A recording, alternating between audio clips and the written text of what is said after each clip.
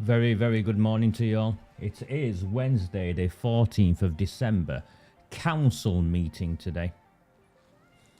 Council meeting. They moved the meeting earlier to the afternoon because the council officers and some of the politicians who you pay for both of them as tax, council tax paying members of Oldham's public, you pay for both of them.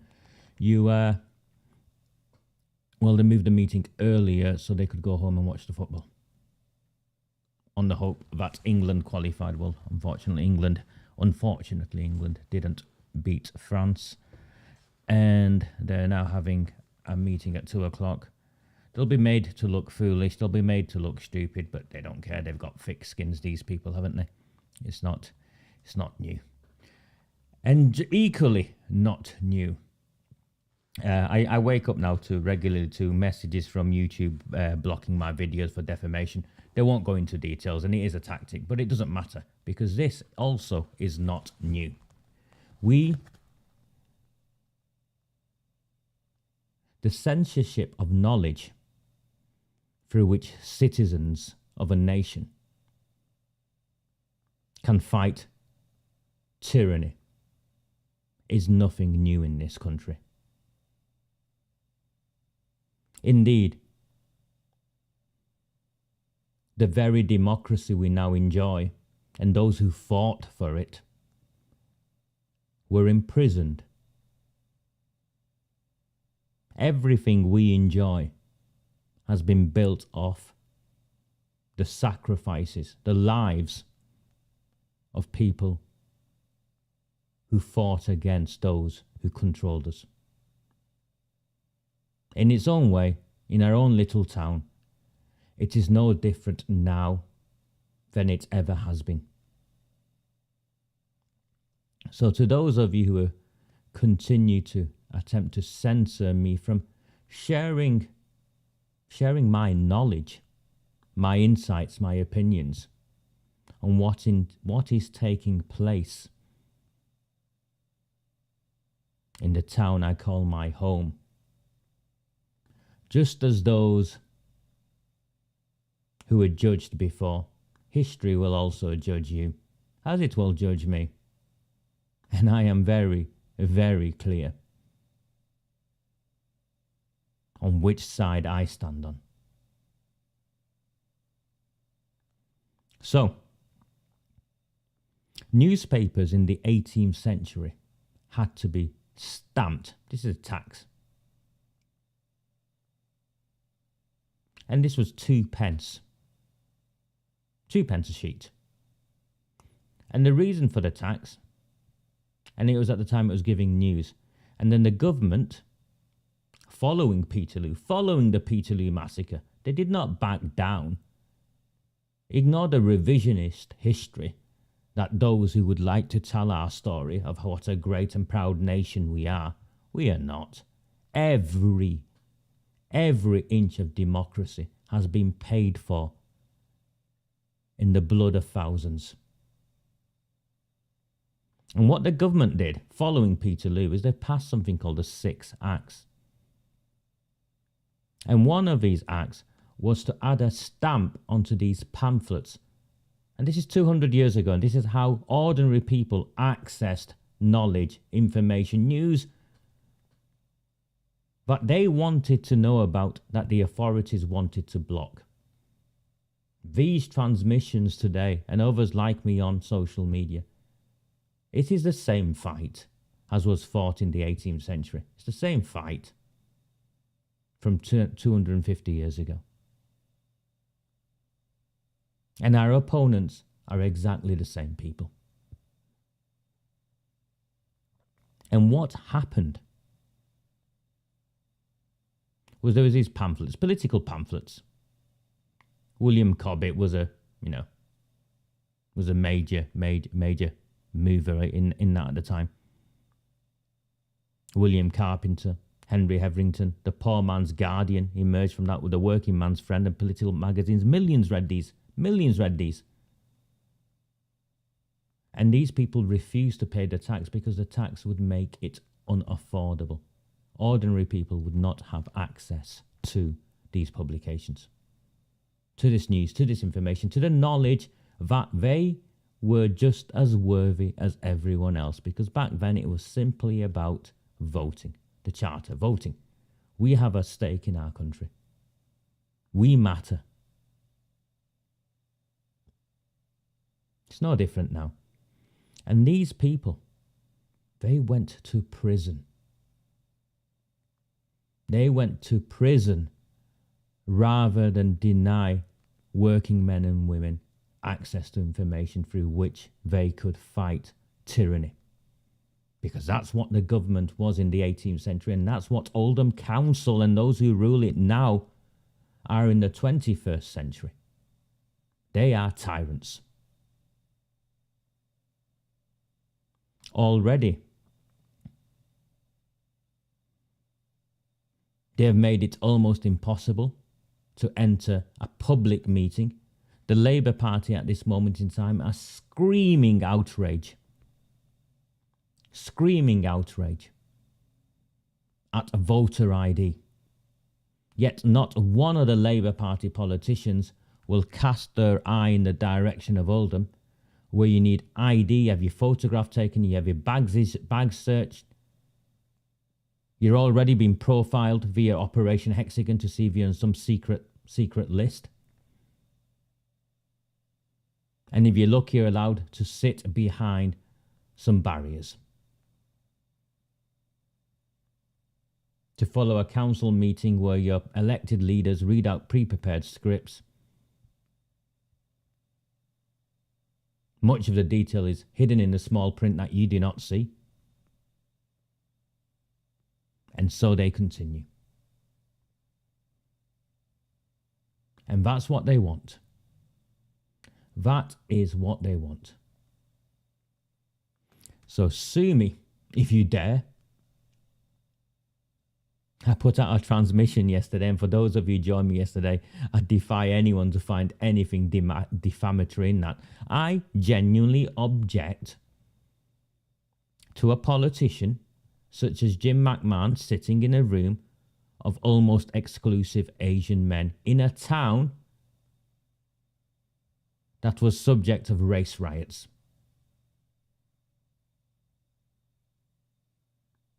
And having that opinion, objecting that way, is not defamatory.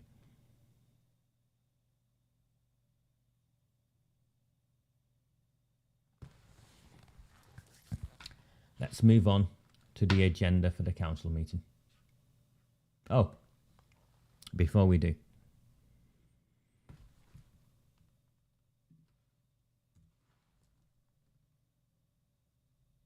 much against the advice I was given, very much against the advice I was given by those who've done this before,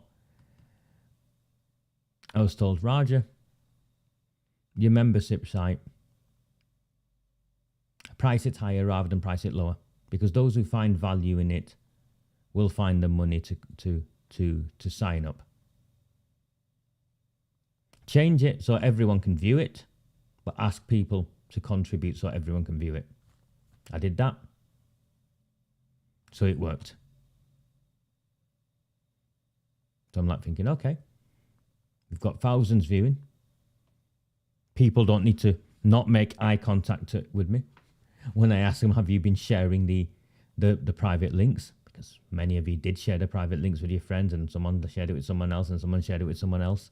And so it went on. So I made it all free to air. So it's gone. And for a long time, those of you who followed me, you've seen the membership. It stuttered about £400. £400 a month.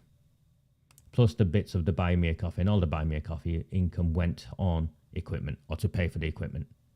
Everything I'm using is what, and I loaded my credit cards up 3 years ago, 4 years, and took that risk. So the advice was, Roger, don't do the £1 thing. Yet here I was chatting to some of you, and not, and like, oh, people can't afford it. So I thought, okay, I'll make it into £1. There's 300 free, over 300 free. Yeah, over 300 free members. Let me get my tongue right. And hopefully some of them will switch across when it's It works out at the equivalent of something like 2.5 pence, less than 3 pence a day.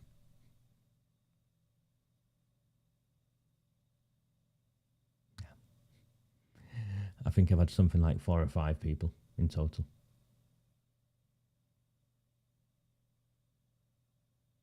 I should have listened to the advice, because if I'd listened to the advice, I'd have shut down a few months ago and gone down a different route, which is about delivering online training and charging £100 a time, £150 a time, £200 a time.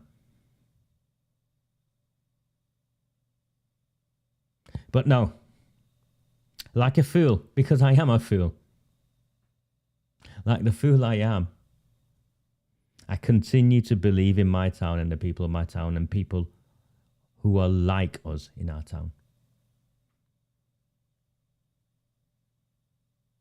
Like a fool. We are currently at, and that's if all the pledges come in. I'm not sure they'll all come in, but I'm acting on good faith. If all the pledges, we are currently £299 short. I will end. If I don't reach the target, I will end. And this isn't a threat or anything to any of you. At some point, I have to draw a line. Some people have offered me money to say, will you carry on until the elections and we'll give you the shortfall? I found that disingenuous and disrespectful. What am I? Some stooge? Here's 3 more months or 4 more months so we can use you for 3 months or 4 months and maybe we can get, win the election. No. I'm not going to do that. There's a template. It's very simple. And we need numbers. In the end, we need numbers. We've got less than 200 paying members. Less than 200 paying members.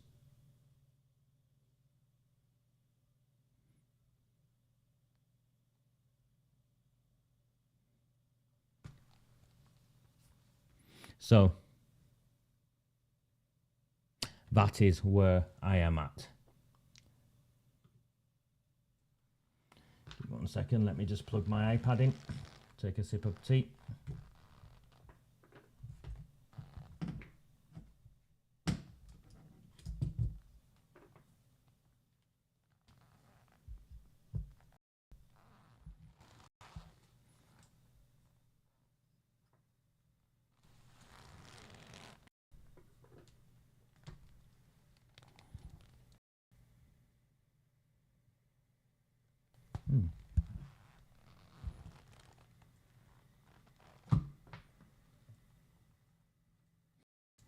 Yeah, even my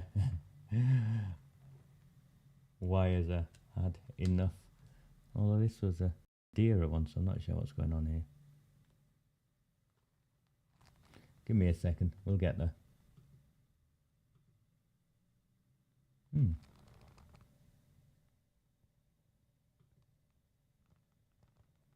That's why. It lost the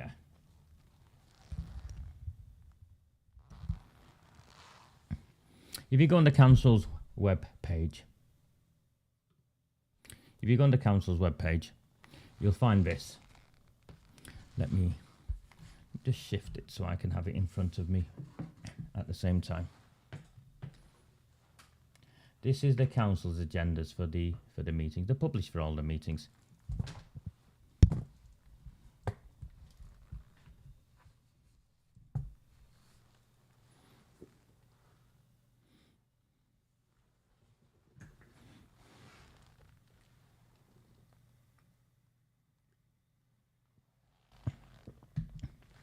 And you can see that people say, why do you pick on Liz Drogan? Well, there you go. She's the Director of Constitutional Services. You can see a contact name there. And Liz Drogan did threaten me. She went on a What Do They Know site a few years ago when we were exposing them and threatened me with legal action or some nonsense. What happened to that, Liz? You're just bullies. These people are just bullies. So this is the council agenda front sheet, and I'm going to go through it. I'm going to systematically go through it for those of you who are going to the council meeting later, or who might want to watch it. I'm toying with the idea of coming back this evening or tomorrow evening probably, and doing an analysis of the council meeting. I've done them in the past, where I play the council meetings, I pause them, I tell you what's going on, what's happened, what could have happened. They're usually very well received, but they take time to produce. I don't want you to, Jean. I mean, I'm grateful. I'm really grateful, Jean. And Jean, I've never met you. If you sign up for the £5 if you can afford it, £10 if you can afford it, but no more, Jean. I'm so angry. You don't understand that, Jean. I am so angry with my own people. I'm so angry at those of us, those who have taken so much value from me.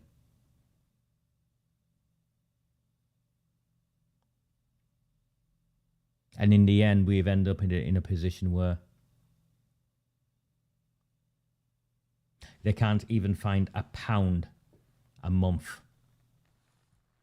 You deserve it. You deserve getting Jim McMahon. You deserve everything that's happened.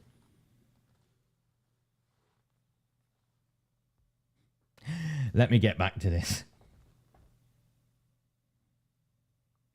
So the first thing to say about these council meetings, which I have found bizarre since the new mayor took over, was she now has her priest, her chaplain, sat on the top table. Now, I understand that there's a meeting being held this week with the church, as members, Christian members of this town, are deeply upset that a member of the clergy sits on the top table whilst the council do what they do to the members of the public. Because by her sat there, she can do her prayers. They've done prayers before and then they've disappeared, but this time they sit on the top table. They sit next to Harry Caffrell, the mayor, Paul Bentwhistle, Elizabeth Drogan.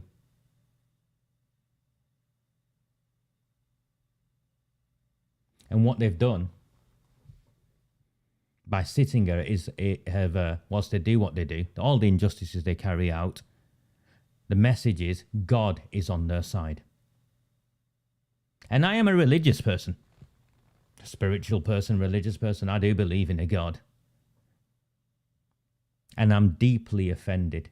And I'm pleased to hear that members of the Christian community in Oldham are also deeply offended by a senior member of the clergy sitting there, validating, endorsing these tyrants. That they've gone directly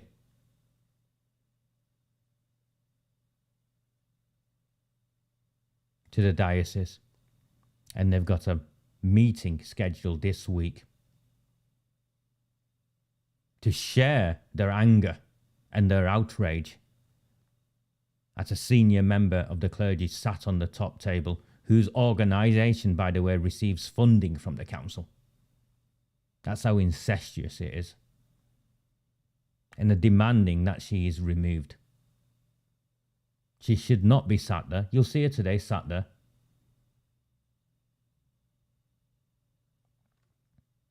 She should not be sat there. No one has an issue with a prayer before the council starting. But you don't then go and sit at the top table whilst you enact your tyranny on a people.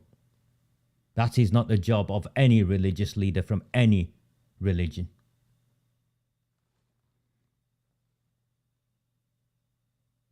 She sat on the CSE meeting and she wanted us to pray for them. Not pray for the children. She wanted us to pray for the politicians and the council officers.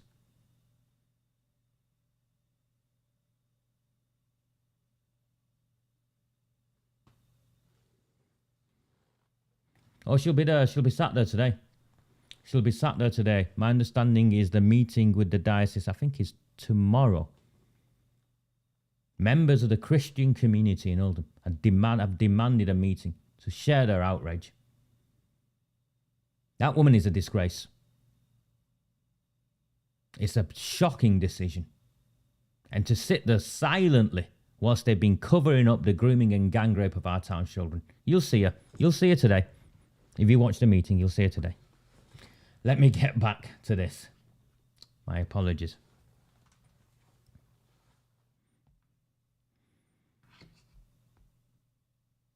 So they've reintroduced the Youth Council.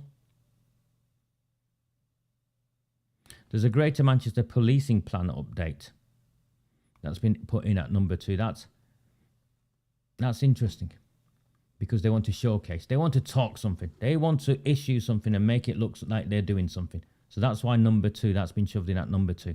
So that'll be interesting. Now, those of you who followed that, Greater Manchester Police have been forced to release data. I think it was last week. Greater Manchester Police were forced to release data last week. And the data they were forced to release was, and let me just find it.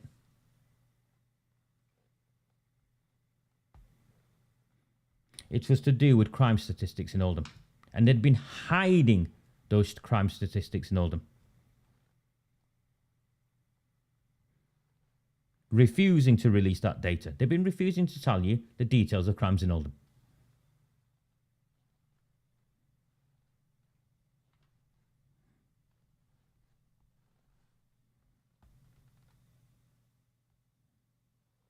Here you go.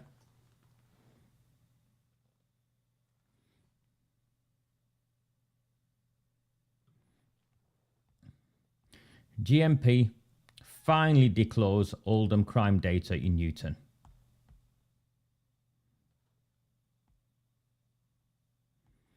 The force initially refused, make that bigger for you, to publish the information even though it said it would promote the accountability and aid transparency of GMP.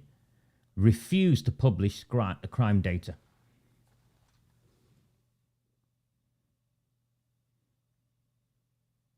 Despite saying it would not be publishing the information following a Freedom of Information request, GMP provided the data at the 11th hour after months of back and forth.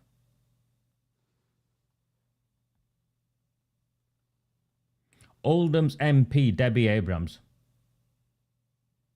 commented just hours before the data was published, said the ongoing lack of transparency for residents was very disappointing. Well, I can think of other words rather than very disappointing, of hiding crime data in the town. The police hiding crime data in the town. And both she and Jim McMahon said they would raise the issue with GMP. Yeah. Raise the issue with GMP. No, you should be speaking out, condemning GMP. But they can't, because this is the position we find ourselves in this town. The politicians are reliant on the police to help protect them, particularly help hide what they've done, so they can't hold the police to account. Is that not what the situation, or I'm reading it wrong? Is that not the situation we find ourselves in?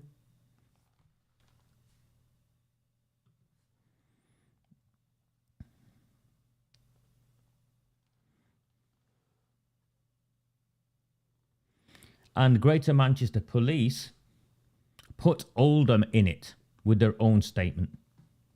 When the Oldham Times reported, so the Oldham division, what's his name? The Welsh lad? Bowen. They put Bowen neck deep in it. And I'll tell you why they've put Bowen deep in it. Neck deep in it. So this is a decision made by Chris Bowen. A Greater Manchester Police spokesperson said, "We are keen to ensure that communities in Oldham and across Greater Manchester can access these important statistics, and we are open to freedom of information requests for crime and incident data to be shared with the public by the local district." So the decision making there is at the local district, and that's Chris Bowen. This is the policeman who tried to claim that an attempted murder wasn't investigated because they didn't have translators. And not because he was involved in the attack that we now know was linked to the OBA cartel.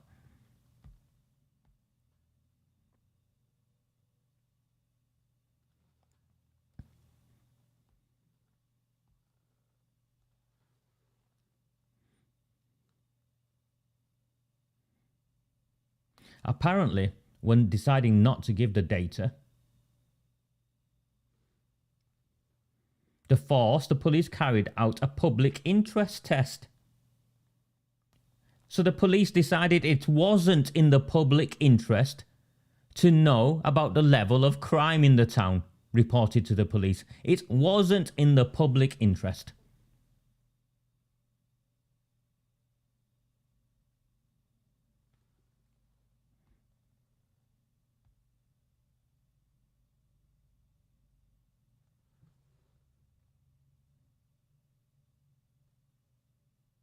Apparently, it would not be an economical use of public funds. And the data might be inaccurate. Well, if the data's inaccurate, it's your bloody data. When balancing the public interest test, we have to consider whether the public interest is best served by the release of the information of how many criminals and how many crimes are being committed in the town. How can that not be in the public interest? But the agenda bit to do with the policing plan will be to celebrate the police. You'll see, it'll be to celebrate the police. But it gets worse in the data they release. It gets worse in the data they release. Jim McMahon says, I will raise the issue with GMP. It's just not good enough.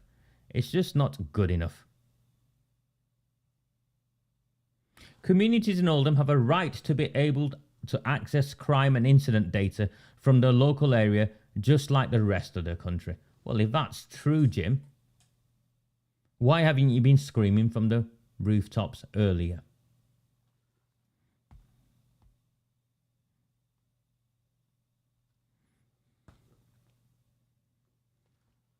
Oldham is potentially left in the dark.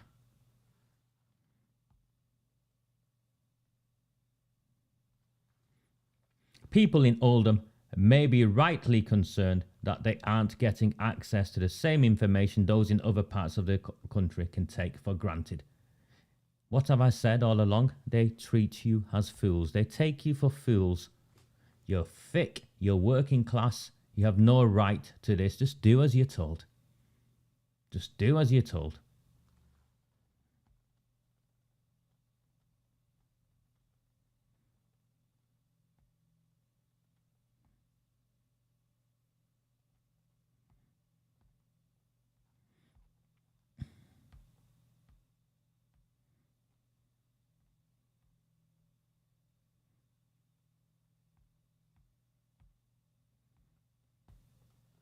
And when they release the data,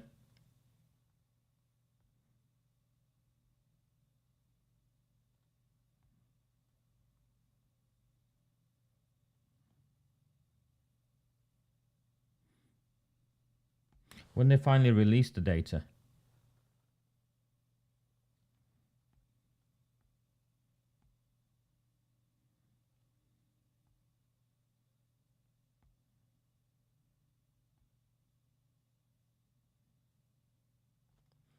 let me find it for you. It is important, so just give me 1 second. Let me find it for you.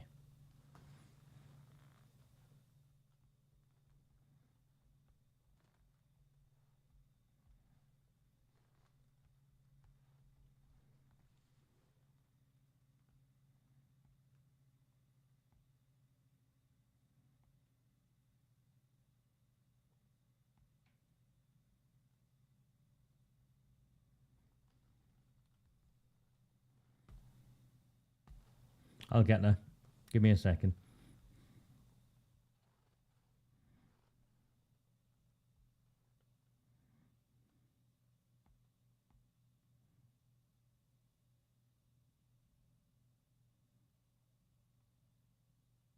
So when they released the data and there was some appalling statistics to do with crime, sexual crime against women, Jane Barker asked Jim McMahon a question. You know what Jim McMahon's response was? He blocked her. He blocked her.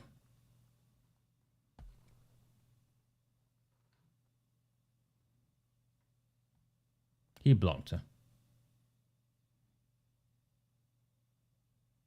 1,144 violent and sexual crimes recorded in 1 month in Oldham. 1,144 sexual crimes, violent and sexual crimes recorded in Oldham.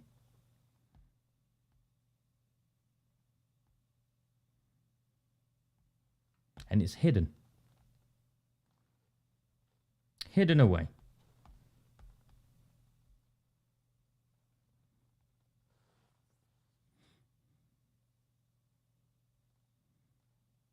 Here we go. Figures show concerning rise in sex offences in Oldham. Where's the outrage, people? Hidden away, but like the reporter Charlie said yesterday, they've hidden it in plain sight because the politicians haven't picked up on it. They've helped hush it. They've not made the news out of it.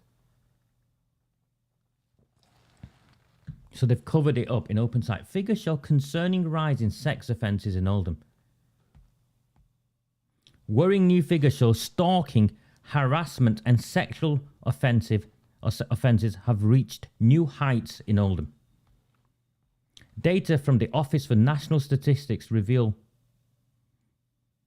the number of sexual offences reported in Oldham's police force has more than doubled since 2003 when 311 crimes were logged.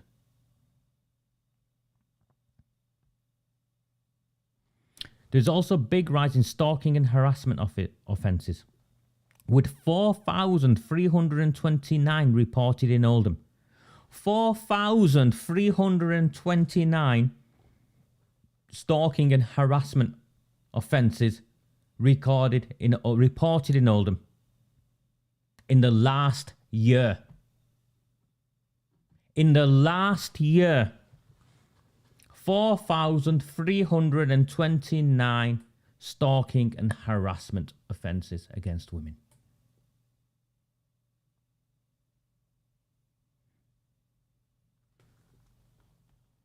Sexual offences have also increased more than threefold in the last 10 years across the country, but the impact of high-profile cases and campaigning, so they reckon more people are coming forward, which means that actually the real figures are much higher.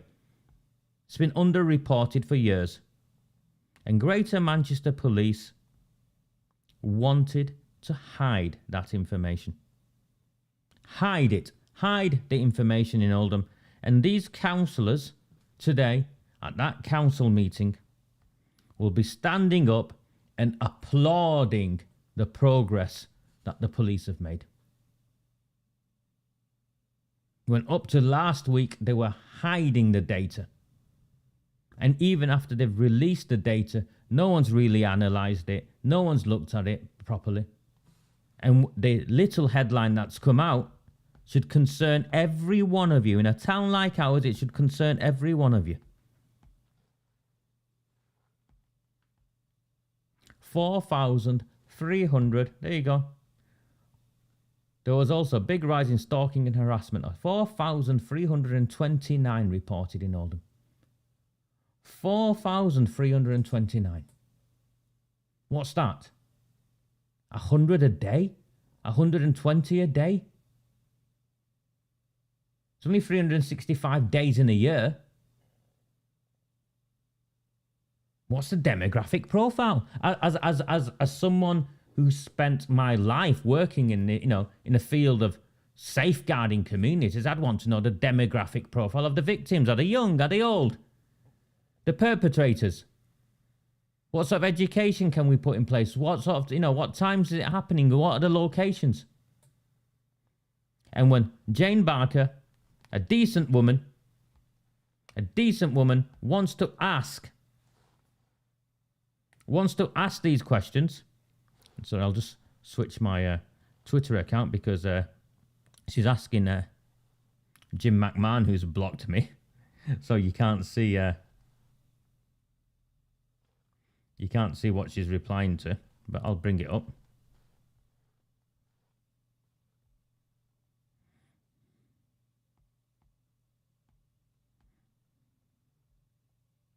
Here you go.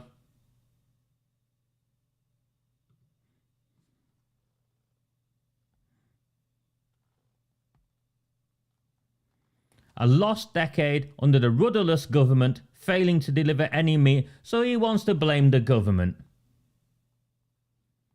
And Jane asked him that question. Anything to say about your own constituency? Oldham crime figures for July 2022 finally released. 1,144 violent and sexual crimes recorded in 1 month.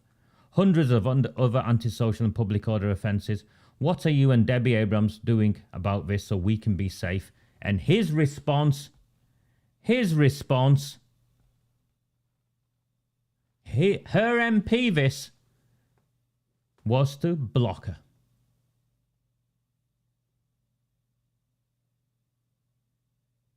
And at Oldham Council's meeting today,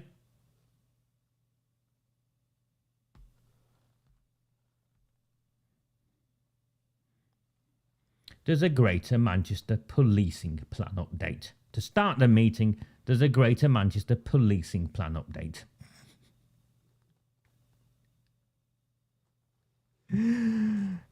And you'll see them, because it's too late for them to change what they've already agreed on the pre-prepared scripts. You'll see them standing up and applauding the police, who have been proven, exposed, for trying to hide crime data. You know what I want to know? I want to know what they've done with those 4,000 crimes, 4,300 crimes. How many victim statements they've taken. How many suspects they've interviewed. How many cases have been passed under the CPS. How many have led to a prosecution. How many have led to a successful prosecution. That's what I want.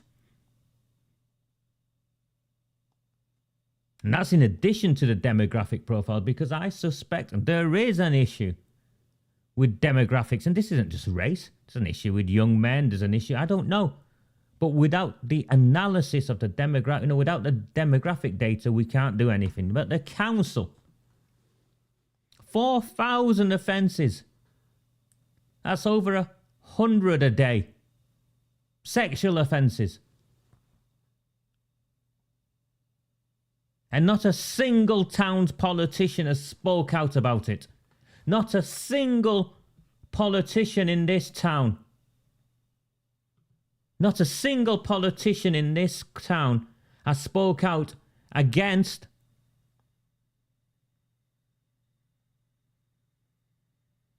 the damning cover-up, and it is a damning cover-up of crime data, which, when forcibly extracted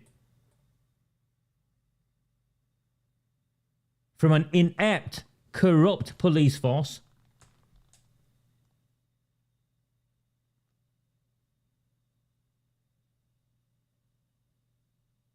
do you know why? One, we know they're not allowed to because of the conflicting, well, if you say anything about us, what will we do about you?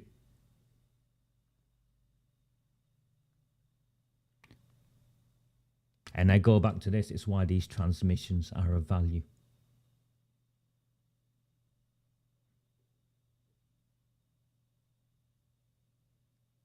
Just more so.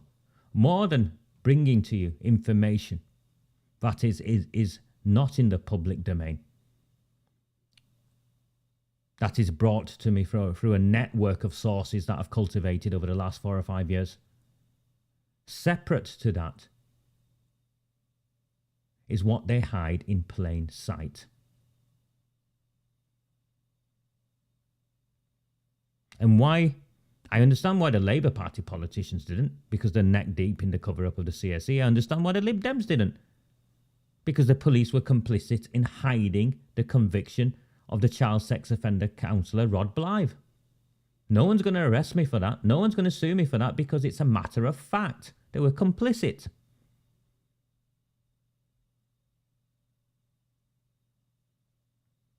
So the Lib Dems and the Labour lot, I won't say blackmail's the wrong word, but you understand what I mean. And the Conservatives, Gene, if you come to Oldham, the reason the Conservatives haven't asked it is because they are lazy. They won't have read the paperwork.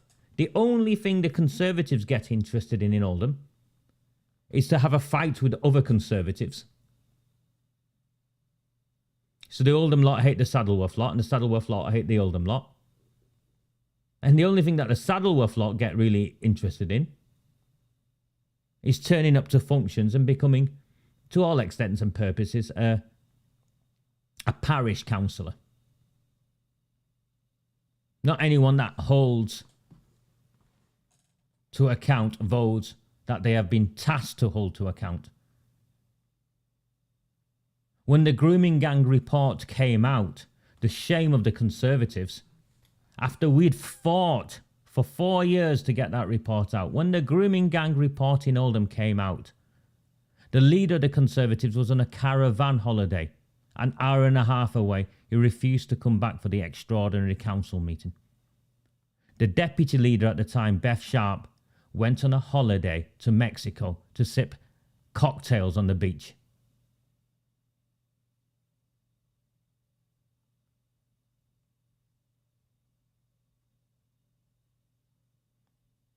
And as for the others, and this isn't a criticism because they get overwhelmed with all of the things they've got to do, including the day-to-day, you know, is there something wrong with my road? I've got a problem with my neighbour, sort of casework that they do. They haven't got the time, and with the greatest of respect, they haven't got the expertise to analyse the papers in the way I do and extract what I extract and share into the public domain. This should be an outrage. This is an outrage. 4,000, over 100 offences against women reported, of a sexual nature.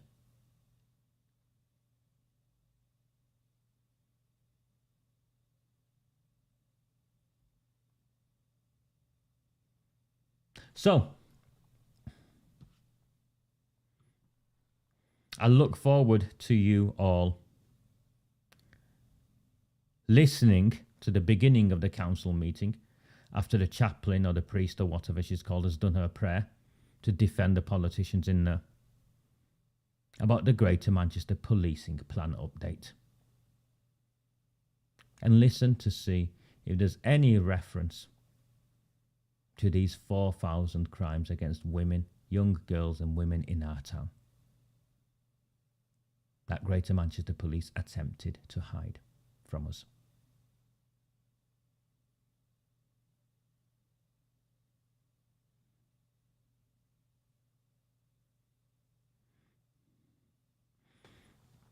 Declarations of interest.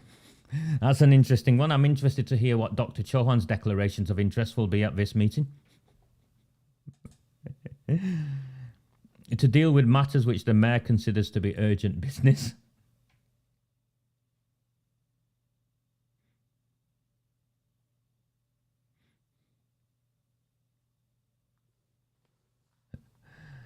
Mate, I believe in democracy. I've always believed in democracy.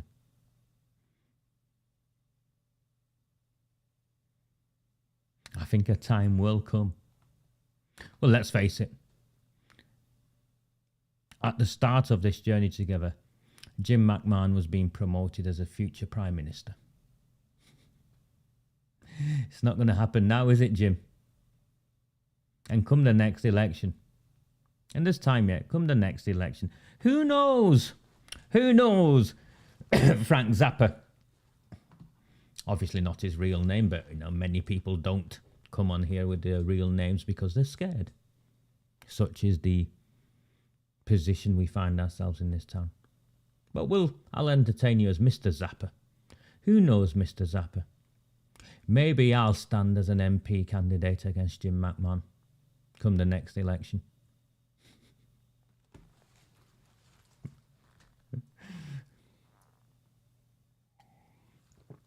If you are finding value in this transmission, oh no! I respect you, mate. I'm not in any way criticising you at all. I responded with humour. But you accept, don't you, mate? You accept it's not your real name and you're not using your real name. You accept that. And I don't blame you, by the way. I don't blame you. I saw what they did to Jane Barker. By the way, that's the same Jane Barker who Sean Fielding attempted to have sacked from her job. And the real reason is that she fought for to get historic England or someone to get ancient woodland status to try and block the building on on a field, on a lovely space, green space in the town. She has every right to campaign that way. Even if I disagreed with her, I agree with her right to campaign. But these people, these tyrants, they tried to go and get her sacked, punish her for daring defy them.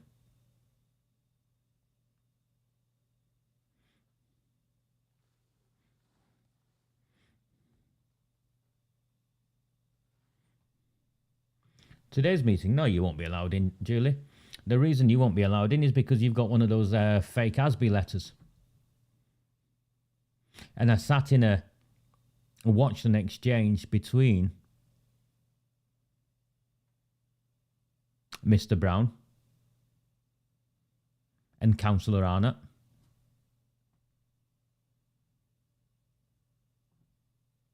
Where he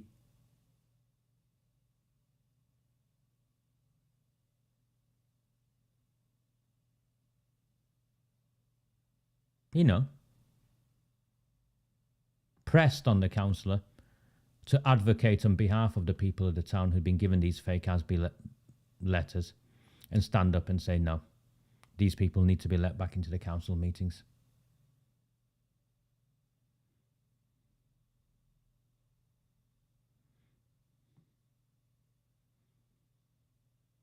And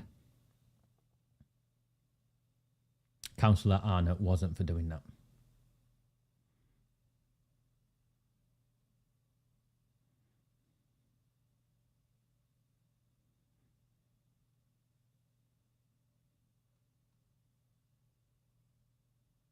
So I don't know what to say. We deserve the politicians we elect, don't we? We deserve the politicians we elect. Anyway, let's carry on with this. I'm meandering. My apologies.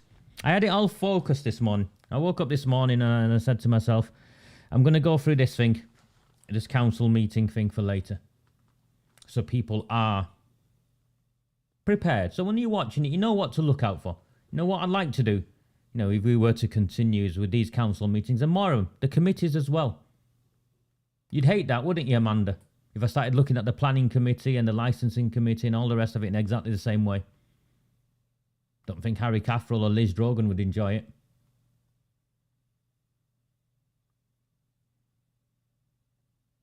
But I want you to go into the meeting, those of you who watch it, prepared to understand what's going on.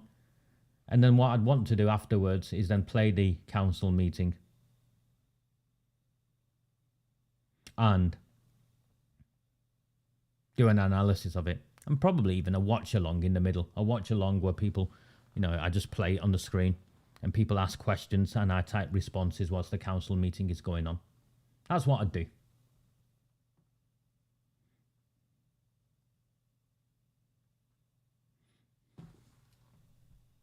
I'm grateful.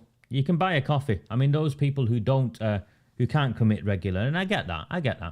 And I'm very, very grateful. I do get, a decent income from the buy me a cup of coffee. I get a couple of £100 every week, every month or so. Not so much this month because I've been pushing relentlessly the membership. And that couple of £100 has gone towards, I think I'm more or less straight with all of my equipment now. I mean, it cost me last month £1,600 or £1,650 for a new laptop.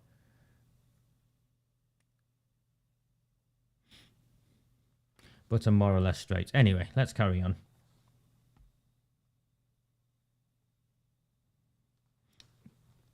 Youth Council. So they want to do something with the Youth Council, which is just, it's a shame really, because I don't want to criticise young people, but these young people are being brainwashed, they're being indoctrinated. They're not being taught to be a Youth Council. They're being taught to be Labour Party stooges and council stooges, because if they were a Youth Council with any legitimacy, that Youth Council, If the youth council,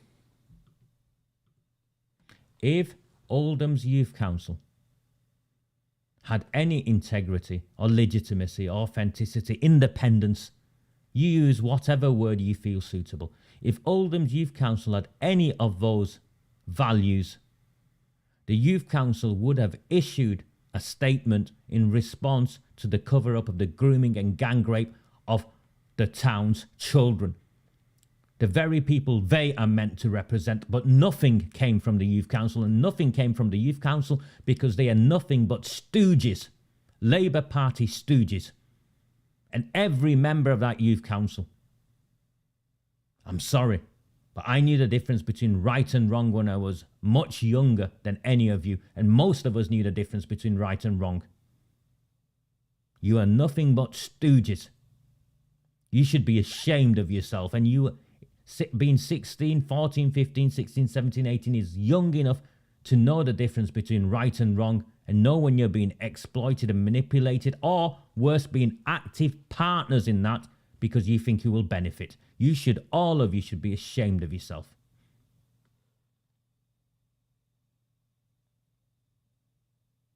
The motion is something to do with horticulture and growing plants.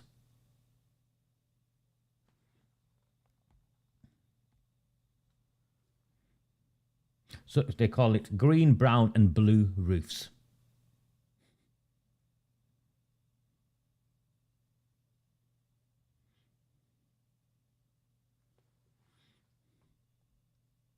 And that's what they do, Sally.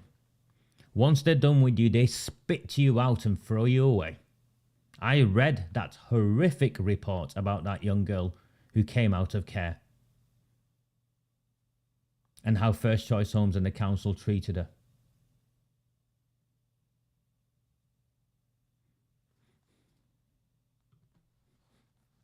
Couldn't agree with you, Molly.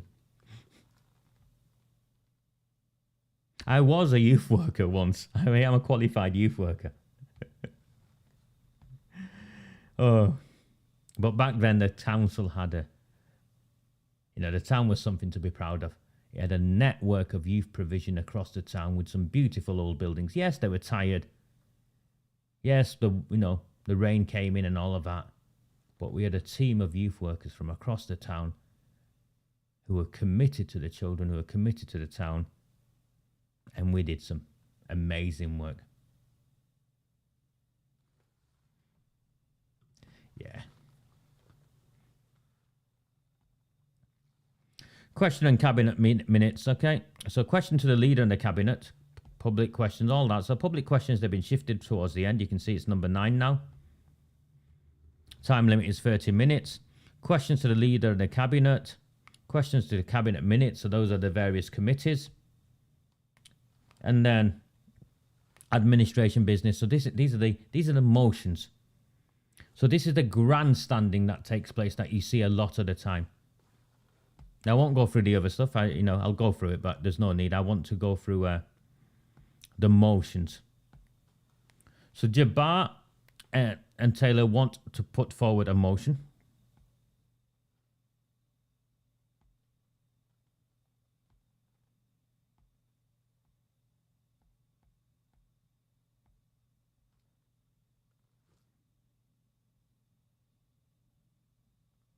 And that motion is basically they want to attack the government some more.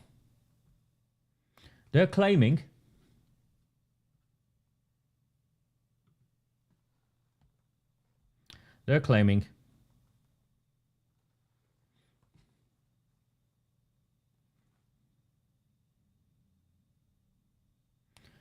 that since 2010, successive Conservative governments have forced local authorities to raise council tax. No.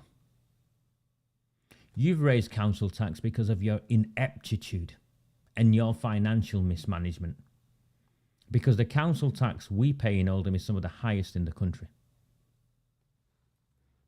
And your raises are not what's not sustainable.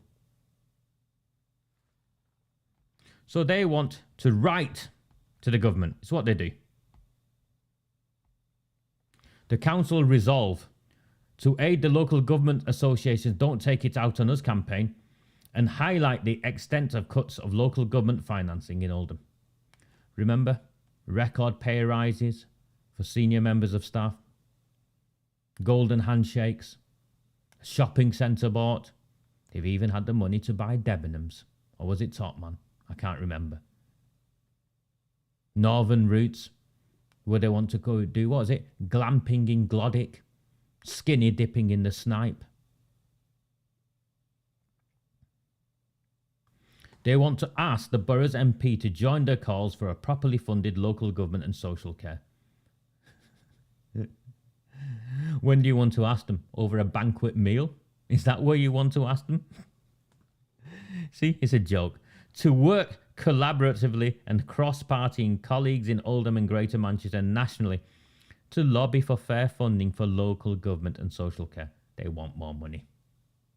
They want more money. And do you see how they joined the word local government and social care? Since when has a pay rise for Harry Caffrell been the same bracket, be put in the same bracket as the need to support that young girl who had rats running around her house, her flat? Do you see? Do you see the mischief they're up to? And this is what they want to spend it. And they'll talk and talk about it. You'll see. Abdul Jabbar will get up. And remember, Abdul Jabbar, to this day, refuses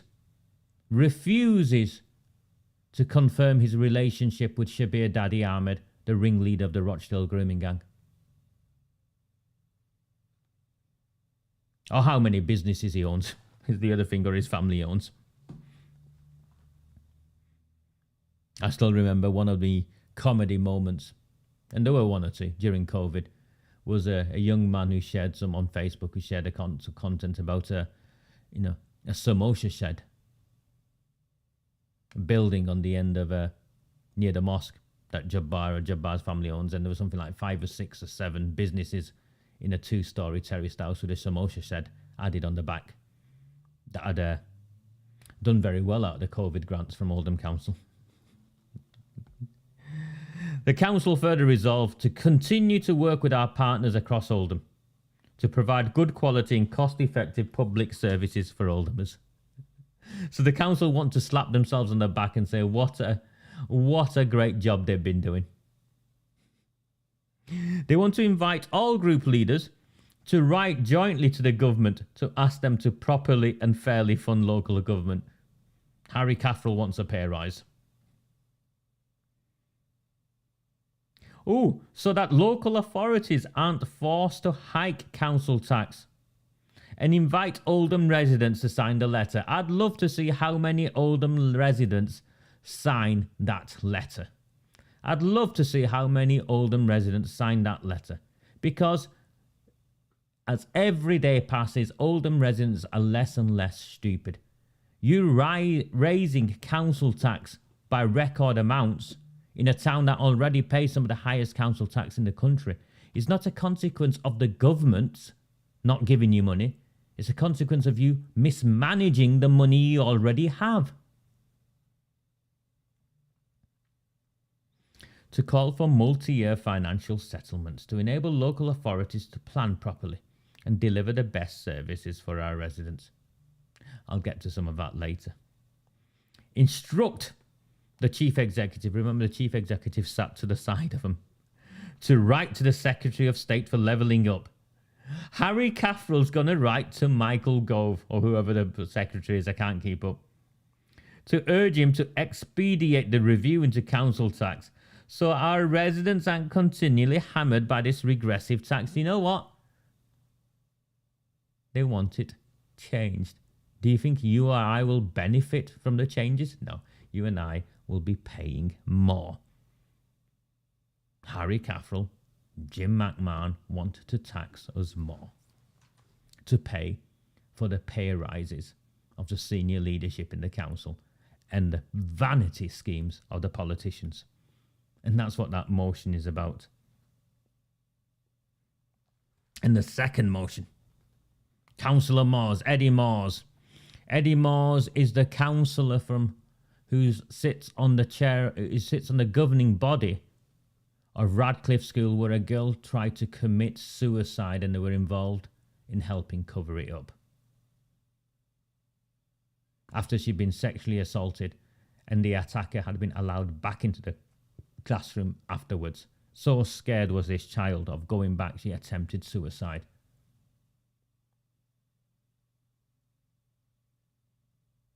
Eddie Morves, along with Councillor Chadderton, who's on record as saying you can't say the grooming and gang rape of children ruined their lives, wants a motion of investing in children's social workers.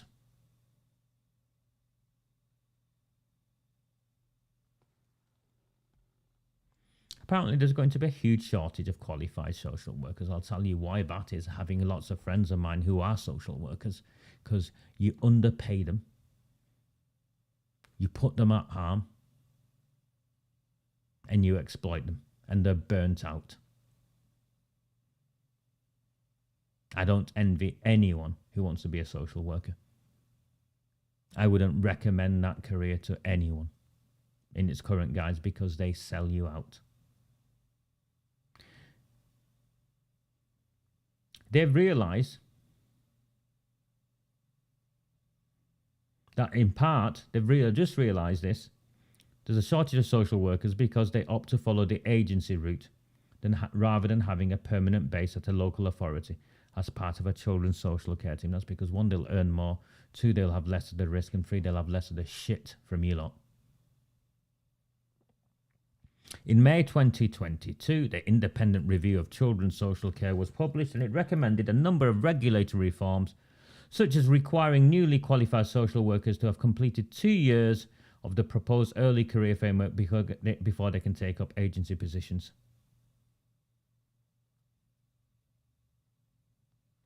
So the council notes a number of things.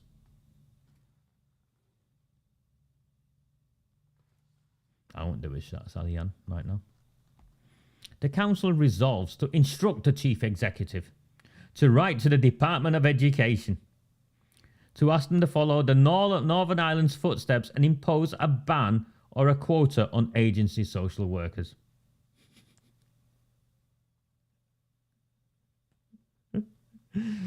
Ban people from taking up agency work.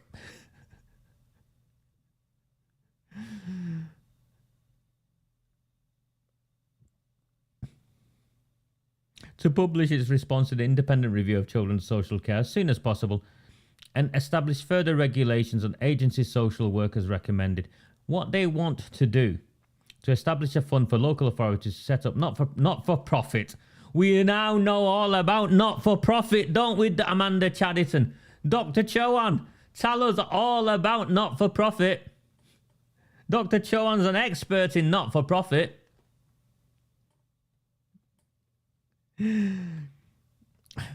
Sorry.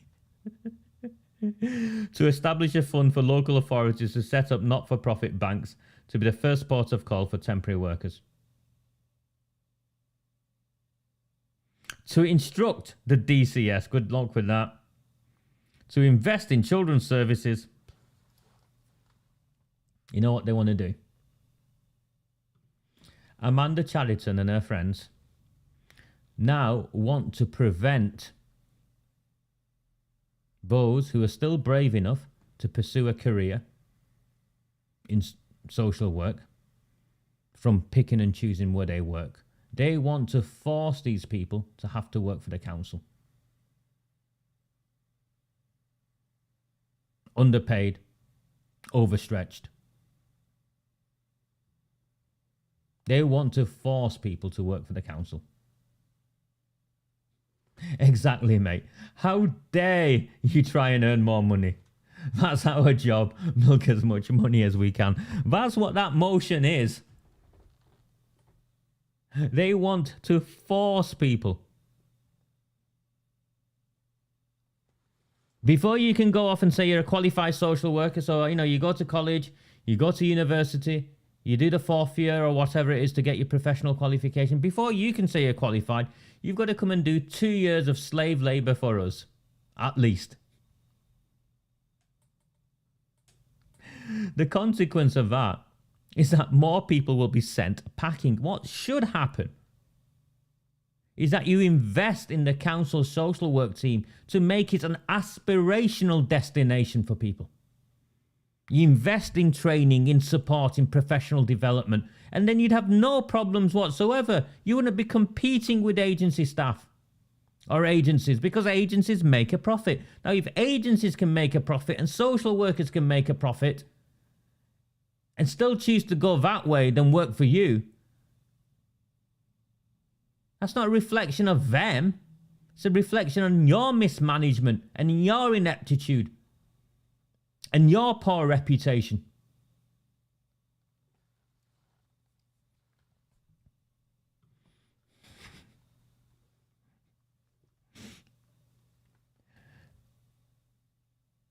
Did you read the report to do with childhood obesity in Oldham? Was it something like over 50%, or was it 60% or 70%? It was something outrageous.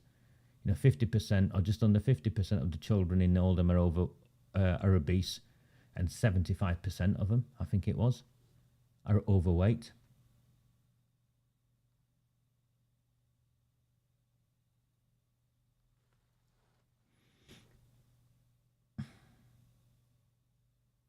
It's a joke. So these two motions, the motions are a joke.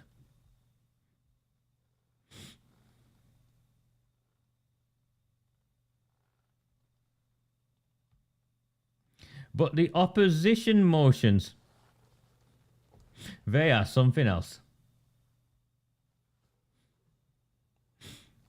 Councillor Woodvine's motion is about supporting the armed forces community. And he goes on and he goes on. I'll bring it up. And you know what, Max?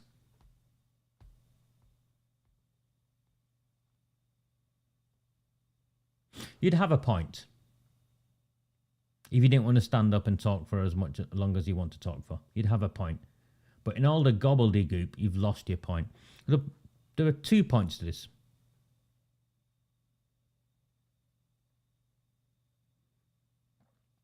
There's something like 68,000 army veterans living across Greater Manchester, and I think it's 4,000 or so in Oldham that they know of. So what he wants is better data collection, because the data collection gives you access to more money. So, for instance, if your parent is a veteran, then you get more money, and the school gets more money. It's called SPP. But the problem with that is the schools don't use it on the veterans' children.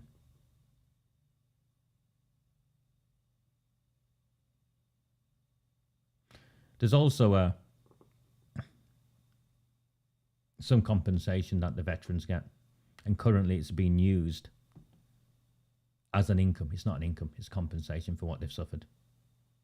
And he wants that excluded when it comes to deciding about grants and all the rest of it. Again, fair point, Max. Fair point, Max. But you're just dancing around the edges, aren't you? You're dancing around the edges. Let me explain. Veterans have additional needs. And we should, as a society, better serve and support our armed forces. They've given everything and we should give back.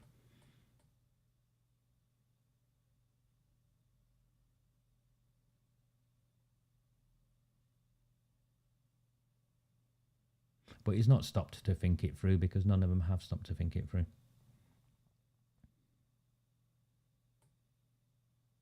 I would push for a policy where veterans go to the top of the housing list.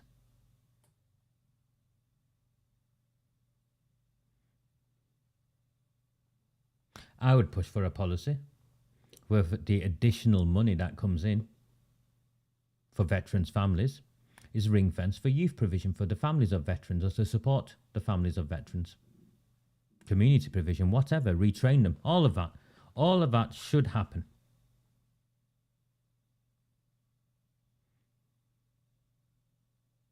But you know what Max wants to do? He wants to ensure that all residents approached housing services are asked a question that will identify their membership of the Armed Forces Committee. So instead of making sure that these veterans are prioritised on the housing list, he wants to know, were you a veteran? One of those tick boxes on the demographic list. He wants to regularly review staff training processes to ensure that all relevant staff are aware of the housing policies specific to the Armed Forces community. He wants to use discretion in waiving the 5-year limit and allow veterans to access housing support with an exemption from the local connection required, regardless of the time elapsed since they left the service. This is all just pissing in the wind.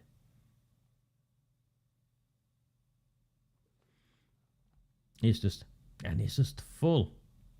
It's just full of gobbledygook.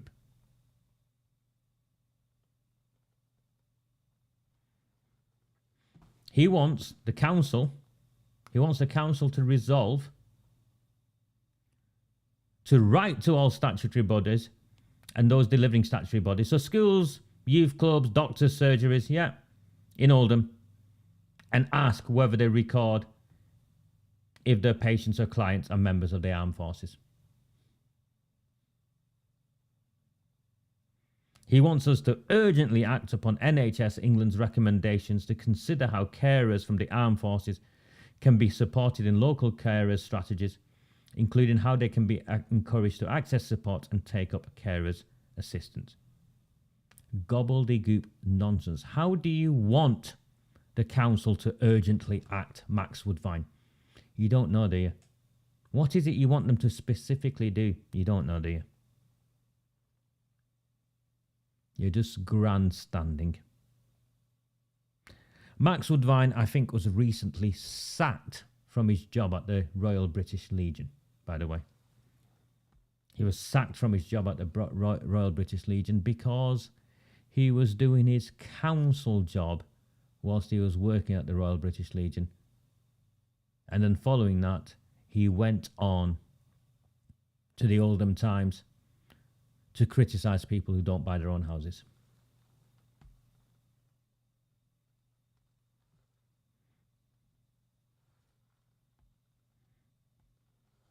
Gobbledygook.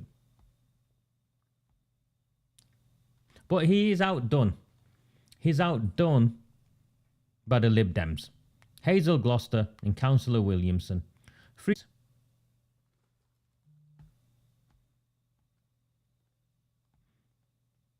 They want to explore opportunities to support Oldham's primary schools with true school meal budget processes as part of the council's cost of living package. Develop a winter pair package, all right? Blah, blah, blah. They want children fed over the winter. Guys, it's December the 14th. If you want children fed over Christmas, this motion isn't going to make any difference in December the 14th, is it? Schools break up when? Friday? My daughter finishes school on Friday.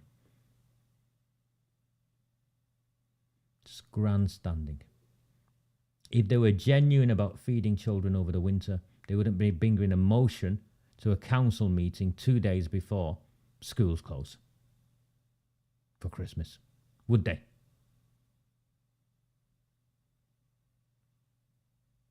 They're just playing you. These motions consistently.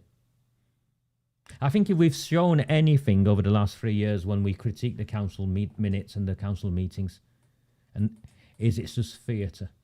It's just a joke. This isn't democracy. This is the emperor's new clothes in action. This is a modern day political reenactment of the emperor's new clothes. There's no decisions being made here because all the decisions have already been made. All the money has already been spent. And this is a joke. So that's the motion. So those are the two motions. But as with the meeting before Christmas, as always with the meetings before Christmas, they try and get away with things at the end. or towards the end. Now, there's a polling district review where they're changing the polling districts and the polling stations. And they're doing that on purpose. So some of them they'll shift to try and have them closer to people who vote for them. There's a Civic Appreciation Nominations 2023. I like this one. The purpose of this report is to seek to approve the nominations for, well, it's either one or the other, Elizabeth Drogan, get your grammar right, Kira Arnold, Ibrahim Yusuf and Hannah Mia to receive the Civic Appreciation Award in recognition of their service and dedication to the local community and borough of Oldham. And then there's a, you know what?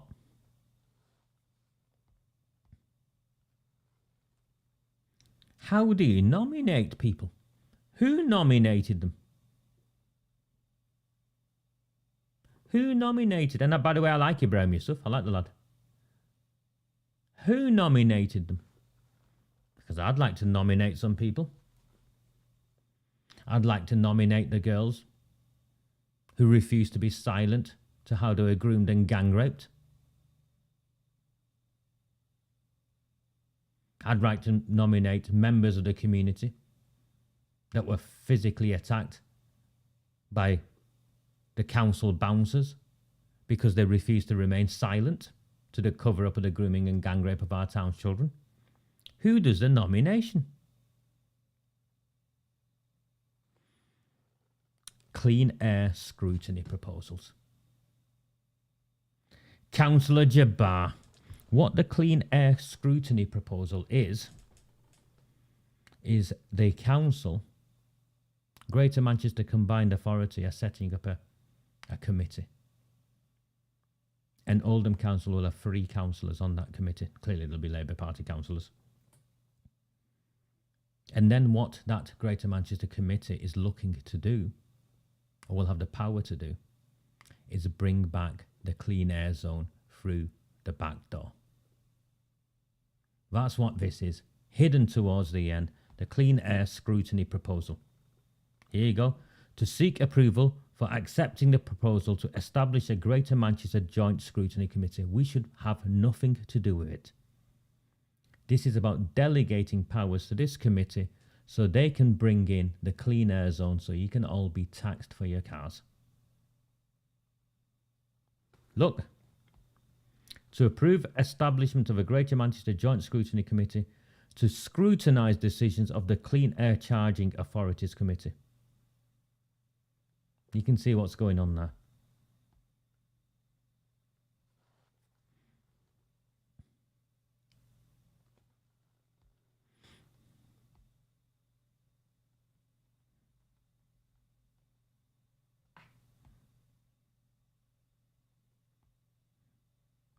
This includes, but is not limited to, making and varying a joint local charging scheme order. Do you see it? Making and varying a joint local charging scheme order. Decisions of the charging authority under such a joint local charging scheme and the Road User Charging Scheme Act, Regulation 2013. They want to combine it so the scrutiny by each district, that means each town, no longer happens. And Andy Burnham has it, and these people then sit on that. So their careers, you know, they rise up the career ladder, they climb the career ladder in exchange.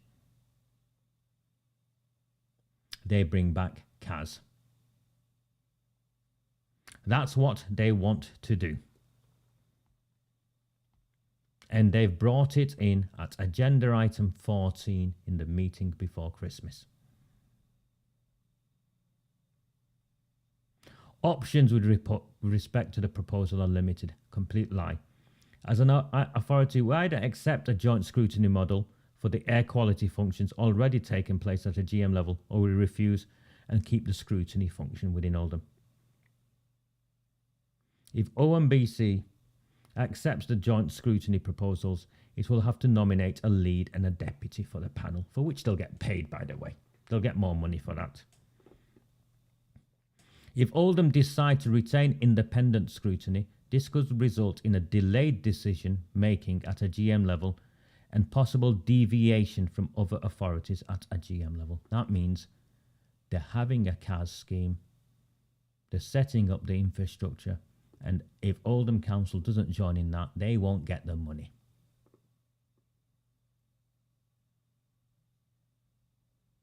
Yeah.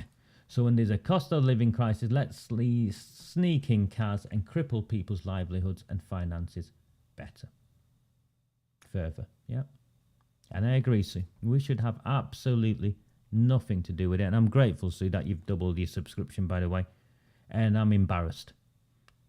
I'm genuinely embarrassed that so many of you have increased your subscriptions. Existing members who've been supporting me for a long time. So instead of the new people or those who pay nothing, yeah. There's one more. DC Pauling sneaked it through at the bottom. Sneaked it through at the bottom. Who is holding them to account? Once these transmissions end, who is holding them to account?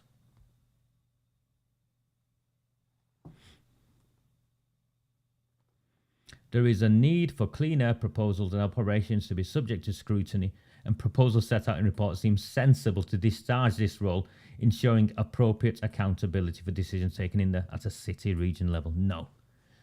No, no, no. We should have nothing to do with it.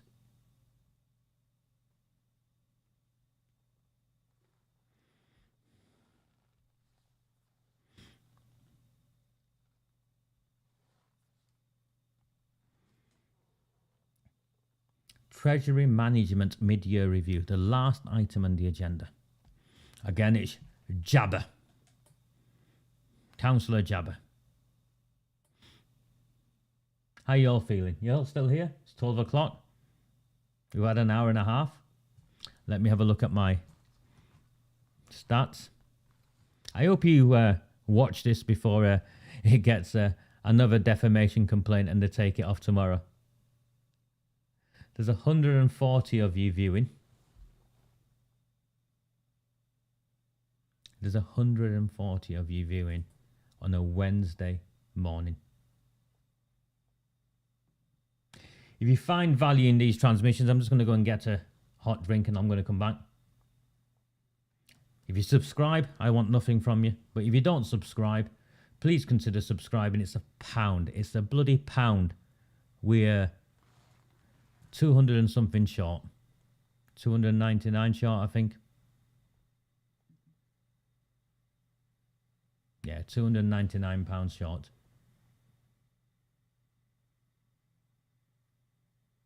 These transmissions will end on Sunday night. These live transmissions will end on Sunday night if we don't get to a point where I earn minimum wage. It's as simple as that. I've made it clear. I've made it clear to my daughter.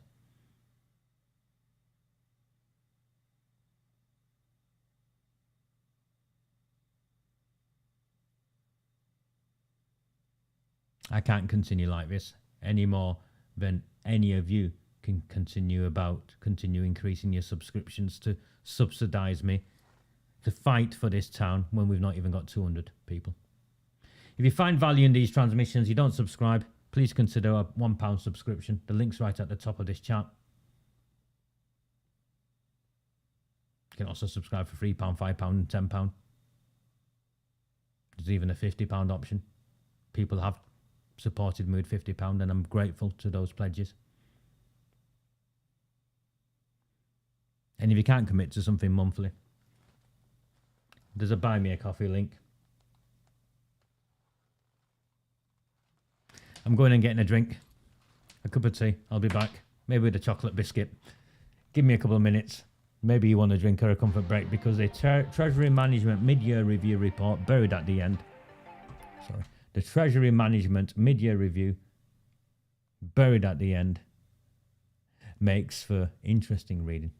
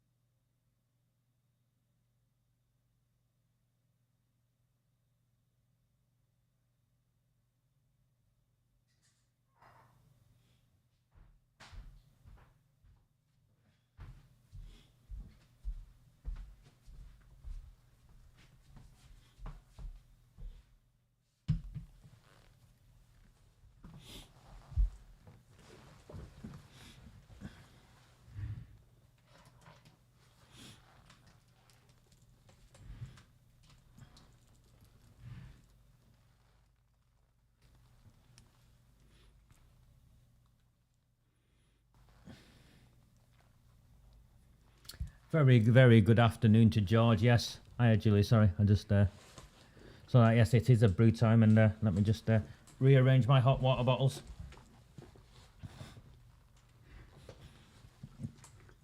I am toying with the idea of buying myself one of those electric blankets or something that I just wrap around me, and you know, you charge up and they, yeah, biscuit. Questions whilst I'm eating my biscuit so far. Any questions, by all means, and we'll go through the Treasury Management mid-year review report whilst people are getting a brew and stuff. But if you've got any questions, fire away. I'm looking at the screen, and I'll do my best to answer.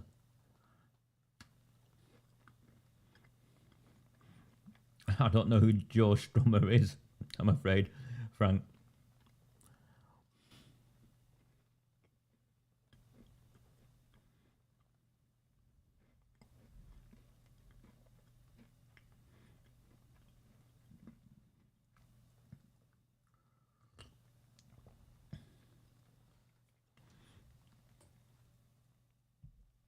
I am gonna go on Amazon and buy one. I think I'm gonna buy one today.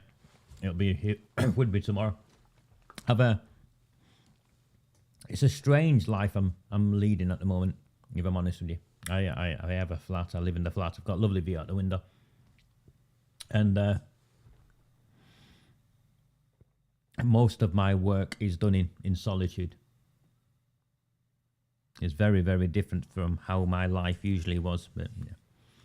So I get cold.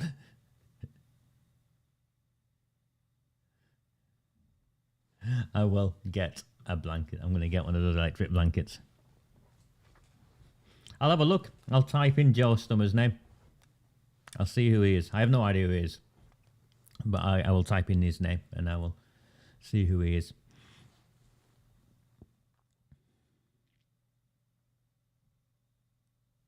I do genuinely hope that the CAS thing doesn't go through, but Labour will vote it through. Because Labour voted it through last time. Amanda Chadderton, Barrelgate Bashforth, all the others will vote it through. They're desperate to get this CAS through by any means necessary. All the infrastructure's still there. So I'm afraid unless we take back control of this town and withdraw from the Greater Manchester Combined Authority, and we do it soon, because as every year goes by, every month goes by, that we're tied to them more and more and more and more.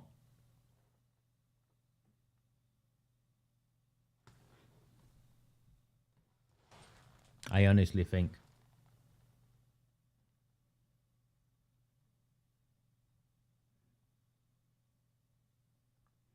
sorry, I just got some email through, and sometimes the emails are of, thank you, Dennis. Dennis bought me 5 samosas, so thank you very, very, very much for that.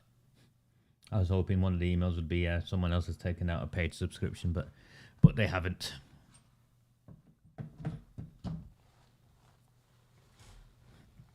Okay. The Treasury Management mid-year review. Abdul Jabbar.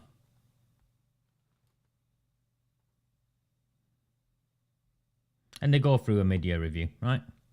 And I've read it, by the way, so I'm going to fast forward to the bits that you need to know about. Or I think you need to know about. Apparently, the council operates a balanced budget, which broadly means cash raised during the year will meet its cash expenditure. That's actually not true. That's why it says broadly means. The word broadly is interestingly put in there. With surplus monies being invested with low risk counterparties providing adequate liquidity initially before considering optimizing investment return. Now, if that is true, if that is true, and this is the council's own document, the council operates a balanced budget, surplus money is being invested. If all that is true, then why have they put forward a motion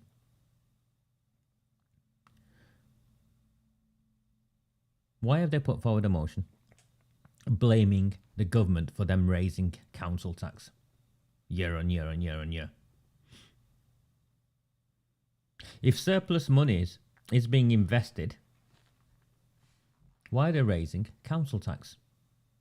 If the council operates a balanced budget, which broadly means the cash raised during the year will meet its cash expenditure,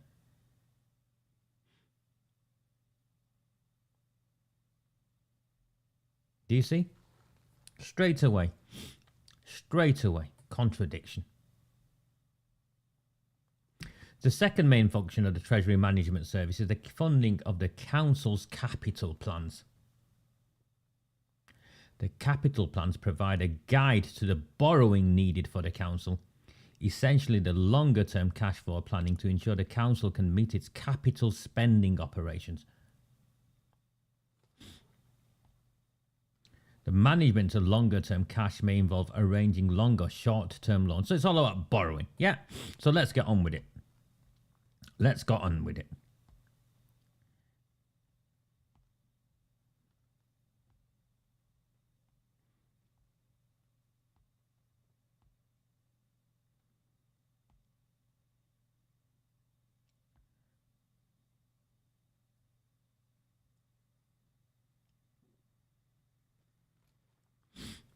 So they've got to change. They've got to do something different. That's what 2.4.1. The Treasury Management Strategy, TMSS, was approved at the Council meeting on the 2nd of March 2022. The underlying TMSS approved previously now requires revision. So what they approved in March needs to be further changed in December. So that means things haven't gone according to plan. The first thing is that a decrease is required to both the overall authorised limit, the affordable borrowing limit,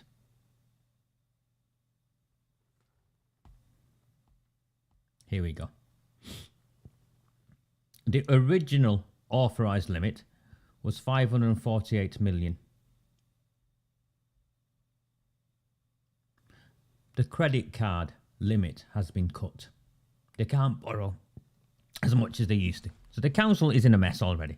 They can't borrow as much as it used to. It will be necessary to reduce the capital financing requirement by 45.434 million. So they can't borrow. You know, the limit is less. And you can see why.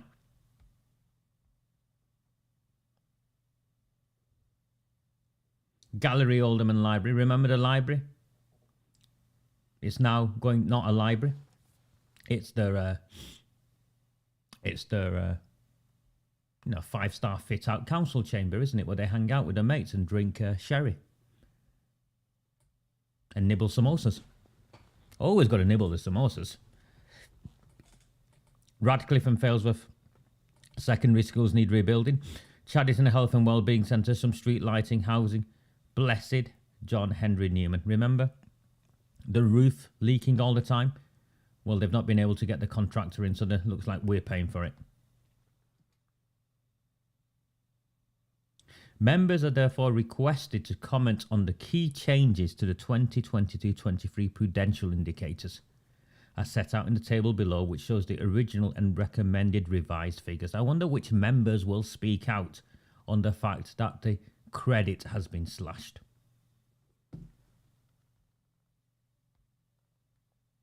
And then what you've got are these prudential indicators for capital expenditure. They originally estimated 100 million, 248,000, 100 million, and it's now revised to 68 million. So they've not spent 40 million.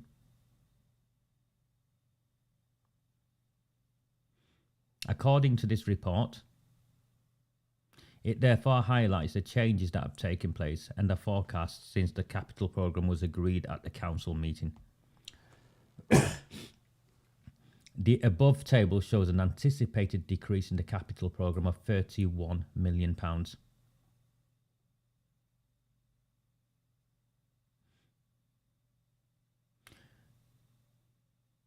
They've had to reprofile the spending. and rephase. You know what that means? You know, all the big civic infrastructure projects that they've lined up, they're not going according to plan. That's what that means. Buried in the small print of this report, finance report, is that they can now borrow less money than they were previously allowed to borrow. Their credit card has been slashed. And buried in this report is also how they'd already phased out, this will be built then, this will be built then, this will be built then. None of that is going according to plan, because within 6 months, 30% of the funding has had to be reforecast, changed. It's a pipe dream. It's nothing other than some council officer's pipe dream. And you can see it here. 100 million, and they reckon they'll spend 68 million. They won't spend that. Remember the borrowing money, by the way. Would you borrow money and leave it in the bank and pay interest on it? I'm asking you, would you borrow money and leave it in the bank and pay interest on it?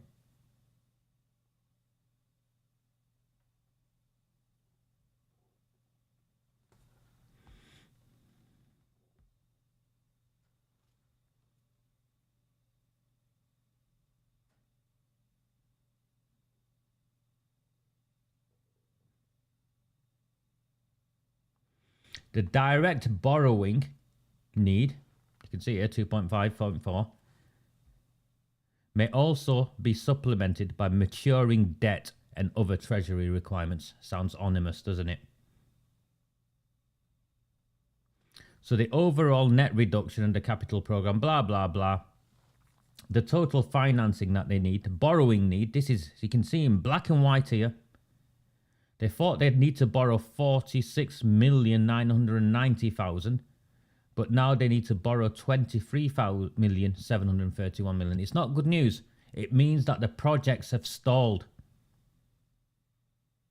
When you reduce your borrowing need by half, it means you've invested your money on what you've borrowed, on scaffolding and all the rest of it, and you're mothballing your projects. It's not going according to plan.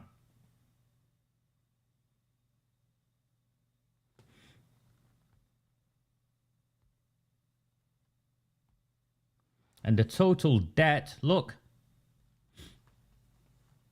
anticipated for the 31st of March, £475 million, £500 million. These aren't my documents. These are, you can see it there, committee, oldham.gov.uk. These are the council's own documents.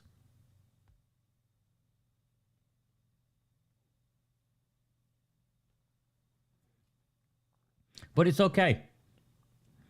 Apparently, we've got £108 million more we can borrow if need be. Our headroom is we've not hit the limit yet. We can borrow another 108 million if we need to.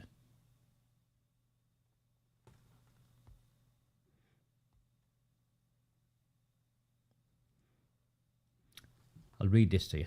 It's important. A further prudential indicator controls the overall level of borrowing. This is the authorised limit, which represents the limit beyond which borrowing is prohibited and needs to be set and revised by members. It reflects the level of borrowing which, while not desired, could be afforded in the short term, but is not sustainable in the longer term. It is expected maximum borrowing need with some headroom for unexpected movements. This is the statutory limit determined under Section 3.1 of the Local Government Act 2003. Presented in the table below is the original and the revised authorised limit.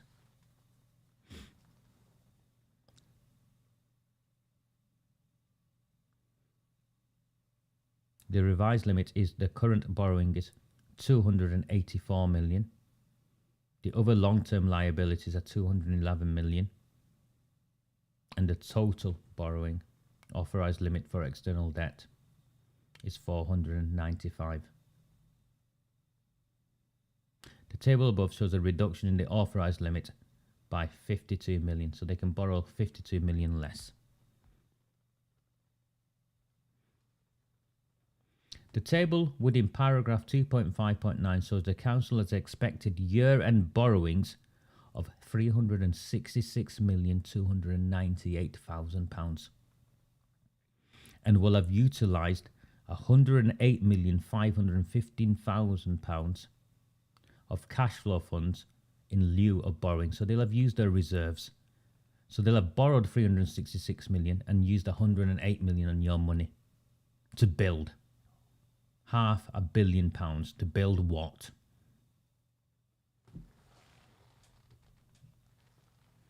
My friends in Coldust, in Westwood, you've been hard done by. When the council funded the mosque, you've been hard done by. We could have had a golden dome and diamonds. A big speaker system. So the entire town could hear the call to prayer. Some thicker carpet, so when I visit and I'm, it feels nice. Better wash facilities. Maybe a kitchen where the samosas are there and a polling station attached to the side. £500 million.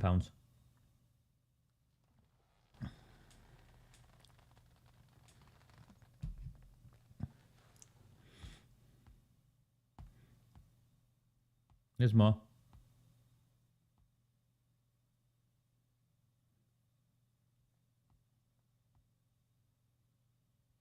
You can see. They're going about their investments and all the rest of it. Property fund.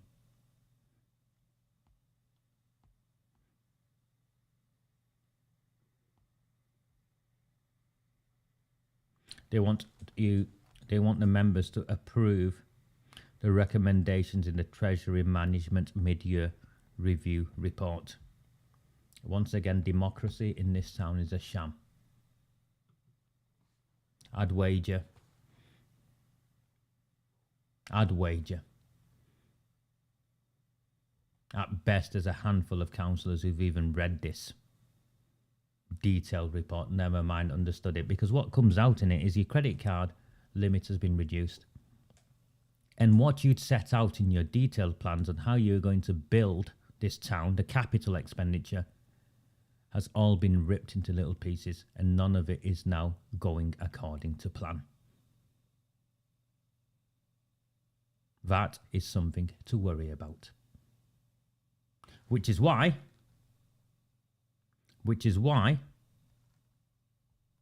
it is the last item on the agenda. They are trying to hide, Oldham Council is trying to hide how their capital programme is in complete disarray. Hundreds of millions wasted. Mothballing of projects. Throwing good money after bad. And they want to hide it as the last agenda item before Christmas in their meeting that they've moved earlier in the afternoon because they wanted to go home to watch the football. How does that make you feel?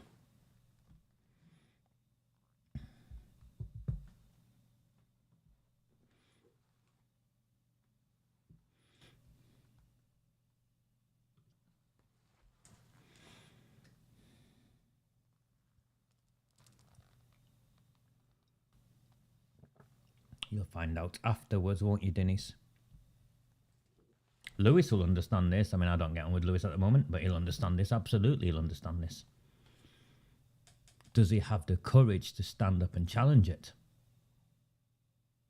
Does he have the skills and the acumen to articulate what is really taking place?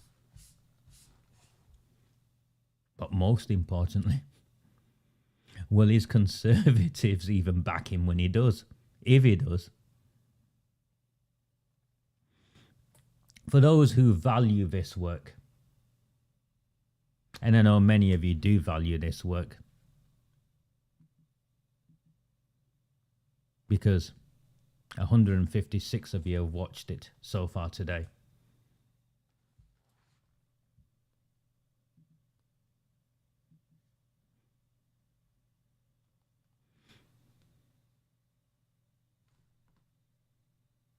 It's a pound. We're £299 short. It's a pound. I have a red line. After 4 years, I'm insisting on a red line. You know, I know, and everyone else knows what will happen should these transmissions end and I stop doing what I do.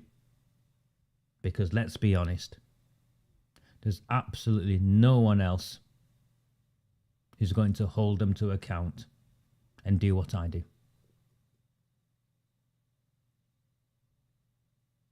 Enjoy the meeting if you're watching it. No, have they heck 156 liked? Sorry, I'm using the wrong mouse. Have they heck, Denise? 33 have liked it. 33 have liked it.